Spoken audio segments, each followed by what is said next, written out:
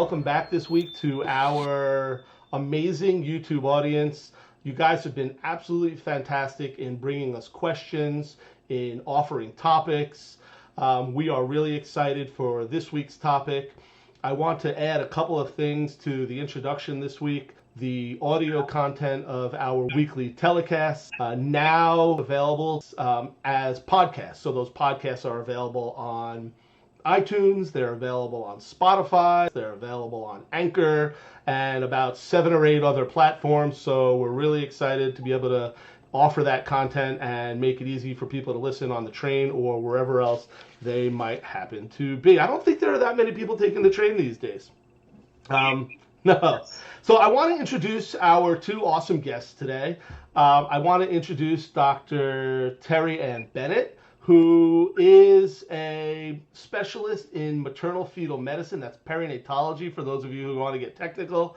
A specialist in maternal-fetal medicine at the NYU-Langone Medical Center. I also want to introduce to you Dr. Shoma Dada-Thomas, who is a minimally invasive pelvic surgeon and joins me in taking care of women with chronic pelvic pain at Maiden Lane Medical. One of the issues and one of the challenges that we're going to talk about today is how we operate in healthcare as part of a much broader social and environmental atmosphere of racial and ethnic inequalities and injustices.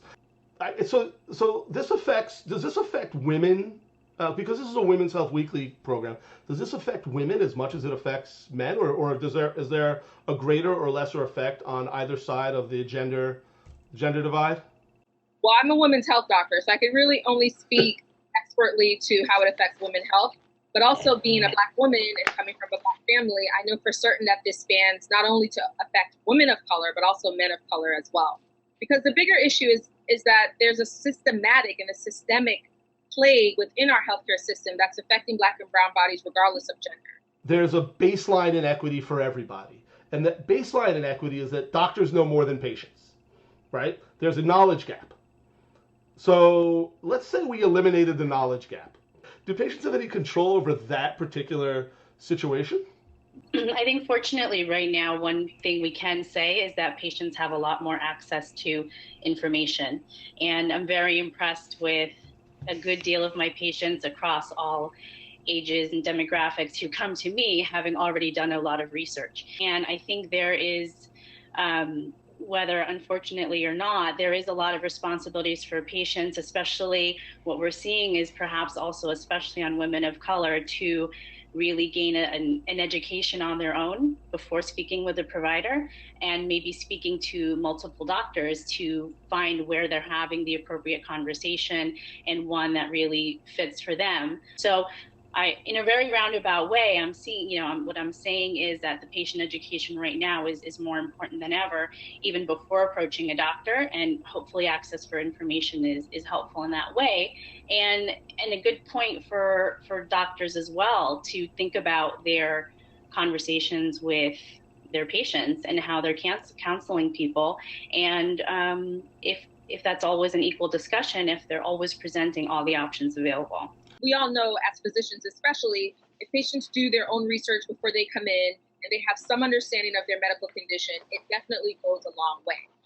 But, if you've sat through any health disparities lecture before, a lot of times we're saying it's important about the education level of the patient and it's important about the socioeconomic status of the patient.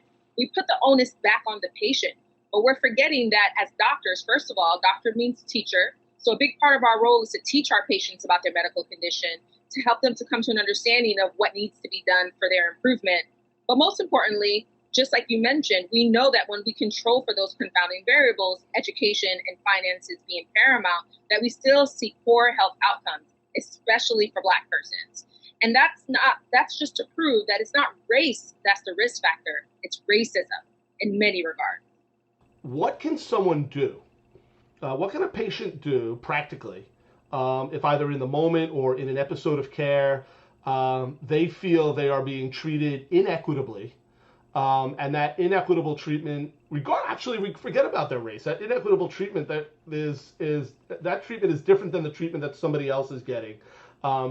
How can somebody, was there an authority to go to? Is there a reporting mechanism? Is there, other than, speak up, what are the things that people can do?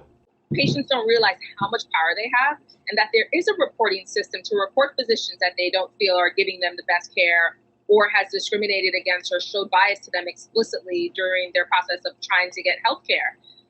In addition to that, there's a lot of patient advocacy groups and patient advocates throughout at least major academic centers where patients can not only sort of fight this battle on their own, but there's someone within the hospital system to help to get your complaint out and to help you to, find some resolution when you feel that you've been wronged in the healthcare system.